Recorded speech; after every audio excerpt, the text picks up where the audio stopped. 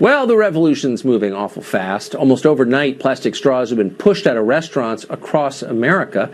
In the most progressive places, an unauthorized straw can get you prison time. That's right, behind bars for using a straw. But the left is not ready to stop. They have a new target: helium balloons, sign of childhood and happiness for millions of Americans. But activists say that balloons returning to Earth eventually hurt the environment and harm animals.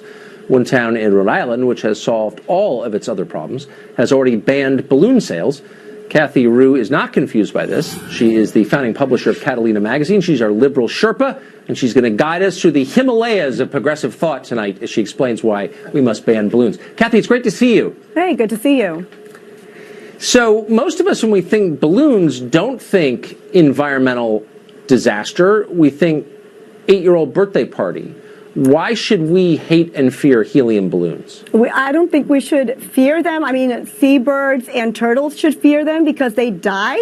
So they should actually fear these balloons because they die when they choke on these balloons, when they come back to the ground and they're attracted to these bright colors and they choke. So they should be feared. The animals should fear these balloons.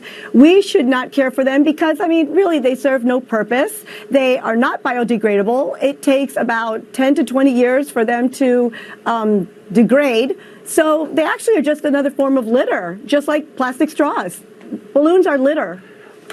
I think I'm sensing a theme here. The things the left wants to ban are also, maybe not coincidentally, the things that bring ordinary people joy, like tobacco or drinking straws or balloons. I wonder if maybe banning humor or human happiness might not just be a shortcut to get to the goal that the left is looking for. Do you think?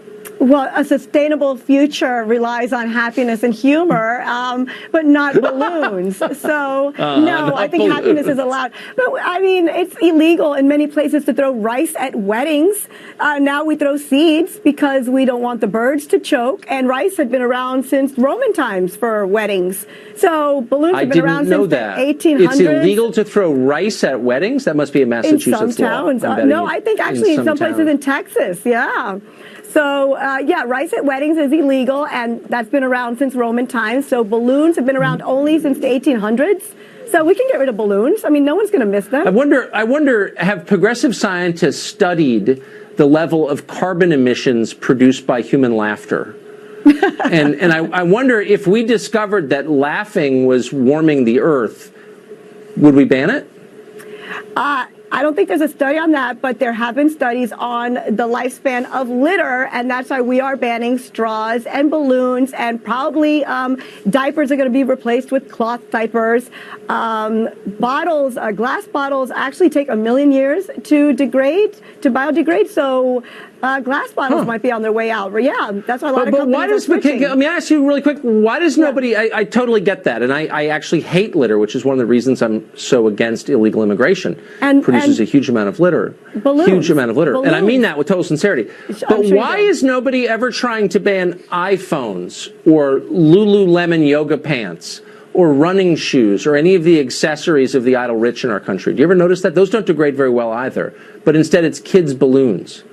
Well, I don't think 10,000 Lululemon pants are being flown into the air and killing the wildlife and hurting our future. So I don't think they're hurting tomorrow.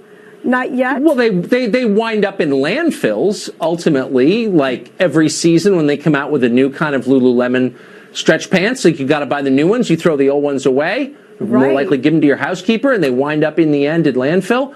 I mean, why? That's an environmental disaster. Well, the iPhone, another disaster. Why do we allow it? Why do we allow this thing right here? Right. Do you know what a pelican can do to that? Pelicans choke on these by the thousands. Why isn't there a movement to ban them? I don't think that's exactly true, but I think we have Goodwill and we have vintage shops and many places where people recycle their clothes.